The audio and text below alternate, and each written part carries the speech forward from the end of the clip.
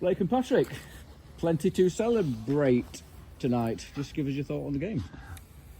Well, you know, we'd spoken about our obvious issues of late, which was, you know, that final touch of putting the ball in the net. And I think those questions, you know, got answered tonight. Yeah. You know, the goals have come at once.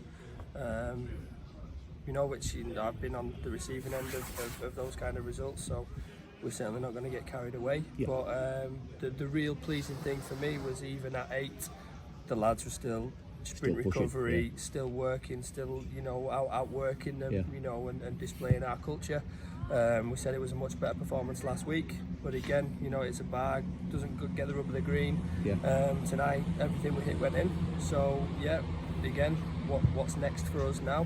What's our next challenge in terms of moving forward and pushing the group? Because we still had some important players missing today. Indeed, yeah. So yeah, great competition for places, and you know, special mentions to you know, Thierry making his senior debut tonight. Came on and looked great. Josh Cummins got on the pitch again from our under-23s. So yeah, a lot of positivity, not just about the result, but within the squad at the minute. And obviously, all the goals are going to take all the plaudits, but I suppose equally as important that we kept a clean out as well. So, you know, 8-1 wouldn't have been quite been 8-0, would it? You know, so that's good for the defence.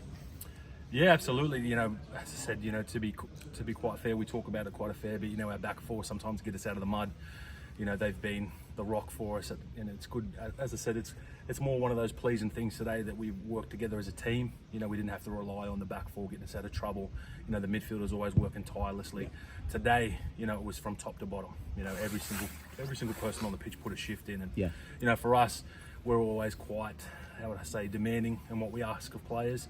But you know, today's scoreline completely goes to them. As you know, Pat and I said just before coming out, you know, this is for them. You know, they've earned this scoreline, and as I said, you know, the moments we talked about in the dressing sheds at half time, it was, you know, looking at our two forwards sprinting the recovery back down the left back here, you know, trying to nick the ball off with Lloydie, and now those sorts of moments is what, you know, we're ideally proud of, more so than the actual scoreline itself.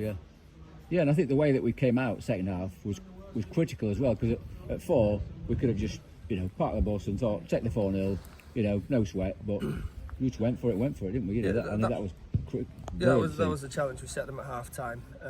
You know, ultimately keep a clean sheet, because we don't want this to get interesting, but don't make it a scrappy game. You know, you've come here to Goole on a Tuesday night, go and enjoy the second half and enjoy it by working hard.